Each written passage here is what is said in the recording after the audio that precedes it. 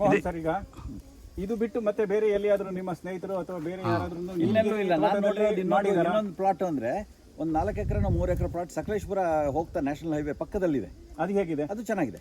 Okay, ಒಂದು ವರ್ಷದಲ್ಲಿ ಏನೇನ್ ಮ್ಯಾನೇಜ್ಮೆಂಟ್ ಮಾಡ್ತಾ ಇದ್ದೀರಾ ಅಂತ? ಬ್ರಿಕ್ ಏನಿಲ್ಲ, ರೆಗ್ಯುಲರ್ ಇದೆ. ಇಲ್ಲಿ ನಮಗೆ ನೀಲಗಿರಿ ಹಾಕೋದ್ರಿಂದ ರೆಗ್ಯುಲರ್ ಏನ್ ಕೊಡ್ತೀರಿ? ನೀರು ಯಾವಾಗ ಕೊಡ್ತೀರಿ ಹೇಳ್ಬಿಡಿ. ನೀರು ಮಾರ್ಚ್ ಏಪ್ರಿಲ್ ನಲ್ಲಿ ಇರಿಗೇಟ್ ಮಾಡ್ತೀವಿ. ಬಟ್ ಇದರಲ್ಲಿ ಒಂದು ಅಡ್ವಾಂಟೇಜ್ ನೀಲಗಿರಿ ಏನು ಅಂದ್ರೆ ಸೆಲ್ಫ್ ಇದು ಲಾಪಿಂಗ್, ಅದು ಸೆಲ್ಫ್ ಪ್ರೂನಿಂಗ್ ಸಿಸ್ಟಮ್ ಅದು ಮರದಲ್ಲಿ. ನಾವು ಎವ್ರಿ ಇಯರ್ ಇದಕ್ಕೆ ಇದೇ ಫಸ್ಟ್ ಟೈಮ್ ನಾನು ಆಫ್ಟರ್ ಸೆವೆರಲ್ ಇಯರ್ಸ್ ಈ ಸರಿ ನೀವೆಲ್ಲ ಬರ್ತೀರಿ ಅಂತಾನೆ ಸ್ವಲ್ಪ ಇದು ಮಾಡಿಸಿದೆ. ಶೇಡ್ ಅದೆಲ್ಲ ಸ್ವಲ್ಪ ಬ್ಲಾಕ್ ಆಗಿ ಇದಾಗಿತ್ತು. ಟೀಮ್ ಬರುತ್ತೆ ಅಂತಾನೆ ನಾನು ಸ್ವಲ್ಪ ತೆಗೆದುಬಿಡಪ್ಪ ನೀಟಾಗಿ ಕಾಣಲಿ ಅಂತ ಹೇಳಿ ತೆಗೆಸಿದೆ.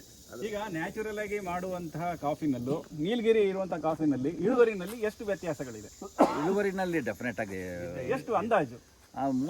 ನೀವು ಅಷ್ಟೊಂದು ಇಂಟೆನ್ಸಿವ್ ಆಗಿ ಮಾಡಿ ಇದು ಮಾಡಿದ್ರೆ ಇದರದ್ದು ನೀವು 2 ಪಟ್ಟು ಜಾಸ್ತಿ ತಗೋಬಹುದು. ಅಲ್ಲ, ಅಷ್ಟೇ ಸರಿ ಸಾಮಾನು ತಗೋಬೋದಾ? ಕಮ್ಮಿ ಬರುತ್ತೆ? ಜಾಸ್ತಿನೇ ಬರುತ್ತೆ. ಪೆಪ್ಪರ್ ಅಲ್ಲಿ ಎಷ್ಟು ಇಳುವರಿ ಬರುತ್ತೆ? ಪೆಪ್ಪರ್ ಅಲ್ಲೂ ಜಾಸ್ತಿ ಬರುತ್ತೆ.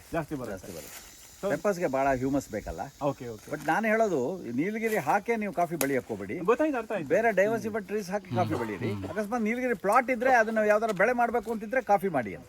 ಸರಿ, ಈಗ ನೀಲಗಿರಿದು ಎಲೆಗಳು ಬಿಟ್ಟು ಬೇರೆ ಇನ್ನೇನಾದ್ರೂ ಇದಕ್ಕೆ ಗೊಬ್ಬರ ಕೊಟ್ಟಿದ್ದೀರಾ? ಇಲ್ಲ, ಗೊಬ್ಬರ ಏನು ಕೊಟ್ಟಿಲ್ಲ. ಇಲ್ಲ, ಬರೀ ಫರ್ಟಿಲೈಸರ್ ಮಾತ್ರ.